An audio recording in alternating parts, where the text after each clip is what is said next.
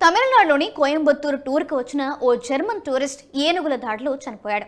60 ఏళ్ల వృద్ధ టూరిస్ట్ సరదాగా పర్యటనకు వచ్చి అనుకోకుండా మృత్యువాత పడ్డాడు. ఏనుగుల దాడిలో తీవ్రంగా గాయపడి రోడ్డు పక్కనే ఆ వృద్ధుడు మృతి చెందాడు. మంగళవారం సాయంత్రం 4:30 ప్రాంతంలో తమిళనాడులోని కోయంబత్తూరు జిల్లా వాల్ఫేరోలోని టైగర్ వ్యాలీ వ్యూ పాయింట్ సమీపంలో ఈ ఘటన చోటు చేసుకుంది. అయితే జర్మన్ టూరిస్ట్ మైకేల్ ద్విచక్ర వాహనంపై పొల్లాచి నుంచి వాల్ఫేర్ వెళ్తున్నాడు. ఈ క్రమంలో ఓ పెద్ద ఏనుగు రోడ్డు దాటుతుంది. ఏనుగు తనను ఏం చేస్తుందిలే అని మైకేల్ అనుకున్నాడు ఏమో. బైక్ పైన దూసుకు వెళ్ళాడు. అయితే రోడ్డు దాటుతున్న ఏనుగు ఒక్కసారిగా వెనక్కి తిరిగింది.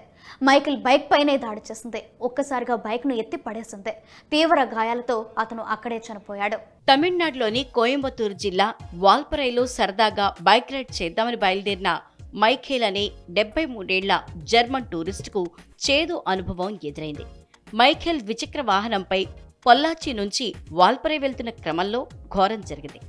ఆ ప్రాంతం ఏనుగులకు స్థావరమని, రోడ్డు పక్కన ఆగవద్దని స్థానికులు ఎంత హెచ్చరించినప్పటికీ అతను జాగ్రత్త పడలేదు. దారిలో ఏనుగు కనిపిస్తున్నా బైక్ను కొద్ది దూరం ముందే ఆపకుండా రయ్యమంటూ దూసుకెళ్లి చావు కొని తెచ్చుకున్నాడు. మైఖేల్ ఏనుగును దాటే క్రమంలో అది బైక్పై ఉన్న అతని మీదకు దూసుకెళ్లి అతన్ని వాహనం నుంచి కింద పడేసింది.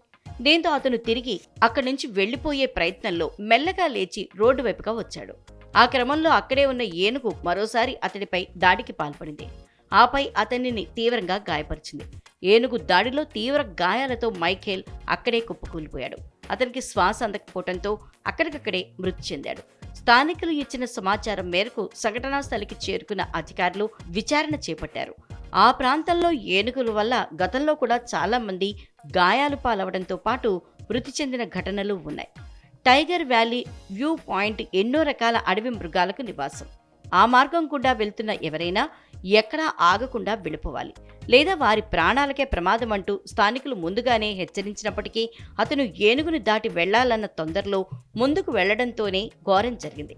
ముందే జాగ్రత్త పడి ఉంటే అతని ప్రాణాలు దక్కేవి అని స్థానికులు తెలిపారు.